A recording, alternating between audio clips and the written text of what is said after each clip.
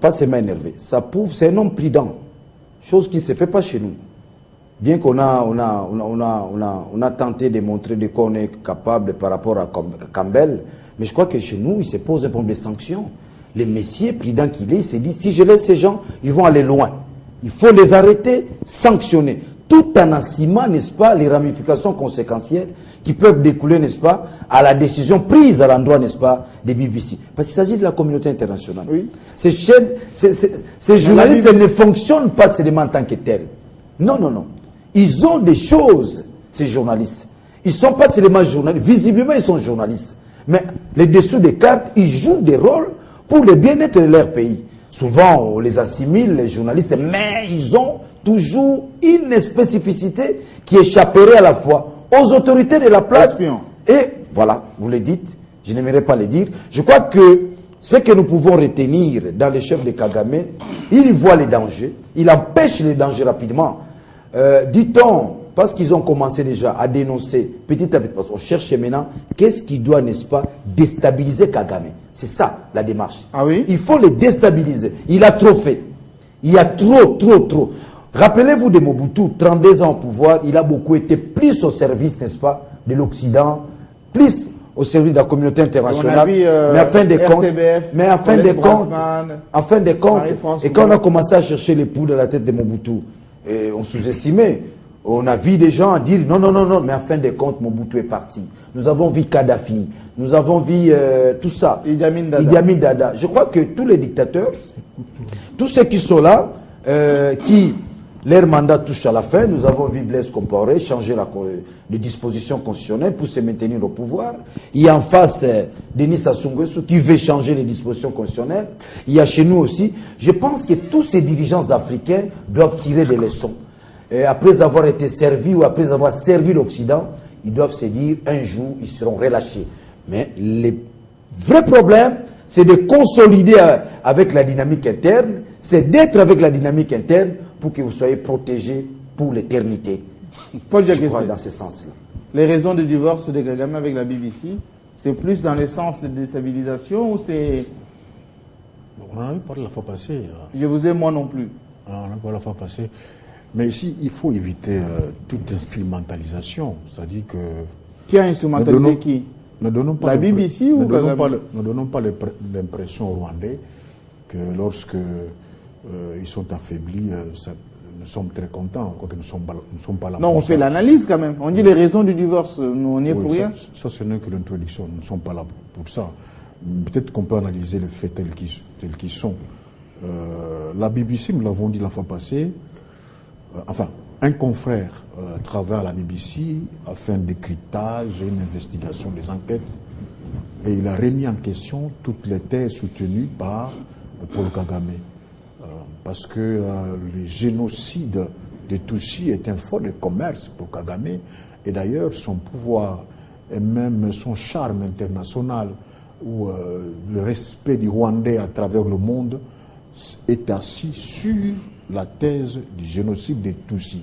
Or, dans le documentaire réalisé par notre confrère de BBC, on ne parle pas des génocides des Tutsis, mais des génocides rwandais. Oui. Alors, ces changements sémantiques coupent vraiment Kagame parce que... Il enlève le prétexte. Oui, puisque nous l'avons dit la fois passée, dans ce documentaire, c'est 800 000 morts Hutus, le Hutu aussi été tué par les Tutsis, par les Hutus modérés, et de suite. Donc, comme j'avais dit, ça remet en question le fondement même du pouvoir de Kagame. C'est comme ça qu'il ne peut qu'être mécontent. Quant à sa réaction par rapport à BBC, bon, je l'ai déjà vu. Nous aussi, ici, on a déjà coupé la fréquence des RFI plusieurs fois. On a déjà chassé, expulsé une journaliste, la défunte Lucien Dupont. Donc, c'est la pratique dans des pays africains où... en France, on a déjà expulsé aussi. Hein. Où le pouvoir... Mais pas comme nous. Je ne sais pas si c'était moi quelques exemples, peut-être qu'on va en débattre. Mais en Afrique, on le fait... On a expulsé un journaliste italien en France. Bon, je ne sais pas si c'est... Parce qu'il avait publié un livre. Je ne sais pas si c'est la même cause, je ne sais pas. Si. Mais comme vous ne citez pas son nom, si vous citez un son nom et le contexte, peut-être qu'on peut. Mais on ne peut pas comparer comme nos régimes où on pourchasse les journalistes, d'abord nationaux, locaux et tout ça, où le régime qui se cherche, qui veulent se maintenir. En ce moment, il y a deux journalistes français qui sont condamnés au Mexique, hein, je pense. En Indonésie, ils seront libérés. Lundi, ils vont sortir. Oui, mais ils ont fait la prison. Ils ont fait la prison. Pourquoi? Parce qu'ils sont allés en Indonésie en visa des touristes. Ils n'ont pas dit qu'ils étaient des journalistes. Donc, il ne faut pas dire que c'est un cas d'école. Non, on ne les a pas expulsés. Là, ils ont commis une infraction. Moi, si je veux faire un travail au Rwanda ou ailleurs, je vais demander le visa normalement, le visa des journalistes. Bon, peut-être eux, ils ont voulu faire ça parce que la Papouasie, là où ils ont fait leur enquête, n'acceptait pas que n'importe qui aille, et surtout pas les journalistes, ils ne veulent pas que leurs images soient diffusées à travers le monde. C'est ça la raison pour laquelle ils n'ont pas obtenu le visa normalement. Donc, si je reviens à ce que j'ai dit, la simple raison, c'est parce que son pouvoir est secoué. Et que BBC représentait l'anglophonie, parce que le Rwanda n'était plus un pays francophone, c'était un pays anglophone. Mais ne disons pas que c'est BBC qui est coupé, c'est l'antenne qui n'y a Rwanda de la BBC, qui ne pourra plus faire son travail. C'est encore plus profond parce que mais on n'empêchera pas, la population. On n'empêchera pas un Rwandais de capter BBC, comme via par Internet, exemple, via les satellites. Comme chez nous, même si on coupe RFI, à la maison captera par satellite. Harold Badibanga, est-ce qu'on n'a pas entendu quand même monter en trombe là des droits de dromistes, de ceux qui parlent de liberté de presse bafouée, comme c'est le cas? On dénonce timidement quand même la décision de Kigali. Si c'était la RDC, ça aurait été sur toutes les lèvres. Nous avons toujours dit que cette nébuleuse communauté internationale, quand elle vous condamne, ce n'est pas parce que vous êtes proche de votre peuple. C'est lorsque vous êtes de la gauche, vous vivez avec la population, que l'on estime vous revenez, hein? l'on peut. Non, c'est une corrélation qui a son pesant d'or. Oui. Quand on est de la gauche, c'est-à-dire qu'on travaille pour son peuple, pour le bien-être de son peuple. Quand on est de la droite, on sert l'impérialiste. Et là, vous pouvez marcher sur tous les droits de l'homme. Vous pouvez tout faire contre votre peuple. On estime que vous êtes le plus démocrate possible du monde entier. Oui. Mais lorsque votre peuple vous réclame, votre peuple se retrouve en vous, on peut trouver tous les mots du monde pour prouver que vous êtes dictateur. Mais c'est le cas de le dire par rapport à M. Kagame. Et en le disant, je dis que le peuple congolais, dont je fais partie, n'a aucun problème contre le peuple rwandais. Mais le peuple congolais a un problème contre Kagame et son régime. Parce qu'il a endeuillé la République démocratique du Congo. Il a pillé, il a violé, il a violenté. C'est le moment de le dire. Les Congolais n'ont aucun problème avec les Rwandais dans la mesure où il y a des mariages entre Congolais et Rwandais. Et quand vous êtes à Gisenyi... Le trafic d'abord... Oui, quand vous êtes à Gisenyi, vous pouvez traverser, aller au Rwanda, vous la coulez douce, acheter à manger, à boire, revenir et vice-versa. Il n'y a pas de problème. Mais le peuple congolais a un problème contre Kagame et son régime, les Mushikiwabo et consorts. Ça, on doit le dire clairement. Alors, qu'est-ce qu'il y a au vrai sens entre Kagame et la BBC?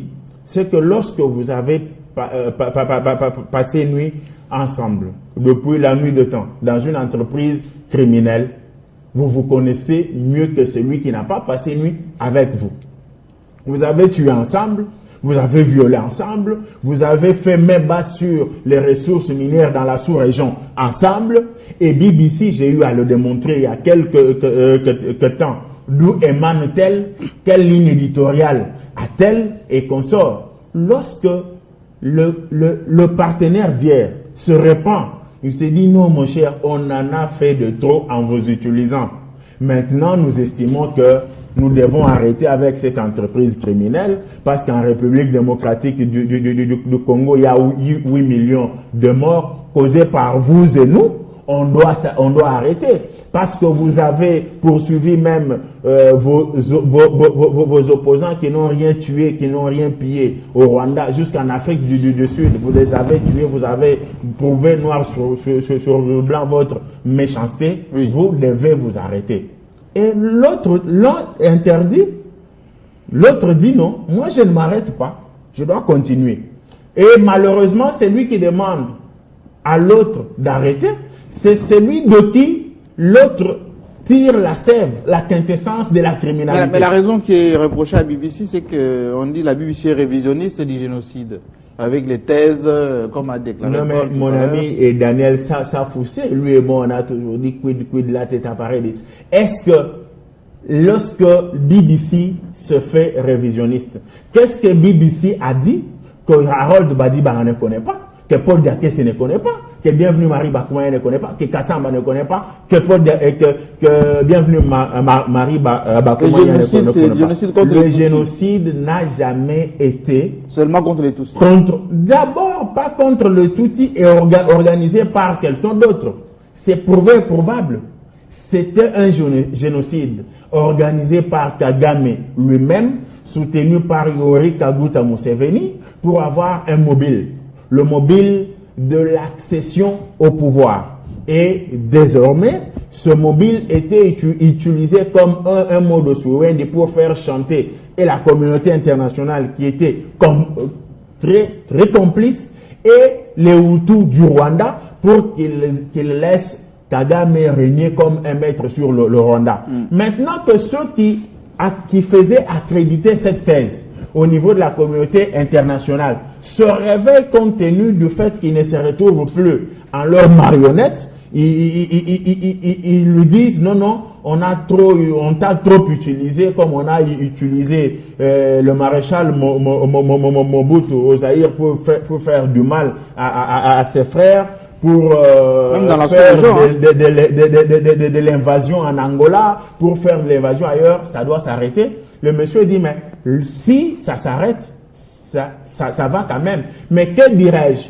Quel compte rendrais-je à mes compatriotes que j'ai tués, à qui j'ai fait ceci? Et non seulement au Rwanda, mais en République démocratique du Congo et ailleurs. C'est ça le problème qu'il y a entre Kagame et BBC. Et moi, je ne vois pas la BBC. C'est une chaîne, un organe de presse qui peut suivre la coloration de celui qui l'héritera demain. Donc, c'est dire que le journaliste qui a fait ce reportage-là sur la BBC, oui, c'est un journaliste politique. Il ne s'est pas réveillé un matin, il l'a fait. Et surtout que le documentaire a été documenté quand même pendant longtemps. Quelque part, on lui a demandé de le faire. Et je donne ma main à couper, on ne la coupera pas. Oui. À l'époque du vrai amour entre Kagame et ceux qui l'ont soutenu depuis la nuit de temps, ce journaliste ne se serait pas permis de le faire. Il l'oserait, on le lui interdirait. Mais on doit se poser le questionnement de savoir mais comment il a conçu et il l'a fait, personne ne l'a inquiété. Merci beaucoup, il faut que la parole tourne. D'ailleurs, je signale les coups de fil que nous avons eus cette semaine disant que Paul Diakese était un peu restreint dans son expression. Non, Paul Diakese s'exprime largement et d'ailleurs, il le fera davantage tout à l'heure. Bienvenue, Bakoumani. Ces cas de... Oui, j'ai effectivement 3 coups de fil à vous concernant, M. Diakese. Vous êtes... le fan club. Oui. Il en a un fan club. Il faut le laisser s'exprimer par rapport à Daniel Safo, qui s'accapare du plateau. Bienvenue, Bakoumani. Est-ce qu'on peut quand même dire, parce que certains avancent que, c'est parfois pour amuser la galerie, la coopération est toujours là entre les anglo-saxons et Paul Kagame, et d'ailleurs, il les maîtrise tellement bien, eux, que parfois il les fait chanter. La preuve, il vient de supprimer la BBC, il avait chassé l'ambassadeur de France, personne ne lui fait rien, Kagame, il a tous les pouvoirs pour tout faire, pour tout dire. Il existe une jurisprudence dans la région Afrique par rapport au soutien apporté par le supporter anglo-saxon particulièrement. C'est un cycle. Le cycle va de 20 à 30 ans lorsqu'on vous a utilisé. De 20 à 30 ans? Ah oui, de 20 à 30 ans, lorsqu'on vous a utilisé, on vous a usé. En ce moment-là, on vous lâche. Le cycle est arrivé à son terme pour le cas du duo Kagame-Museveni. Ils ont fait leur temps. Pour les anglo-saxons, la page est déjà tournée. Tout ce qui se fait aujourd'hui, c'est d'essayer de préparer l'opinion publique de leurs pays, des pays anglo-saxons respectifs, les États-Unis, la Grande-Bretagne, le Canada, préparer ces opinions publiques à la chute de ces albatros. Qu'est-ce qui se passe? ayant constaté que le socle, le substrat, là,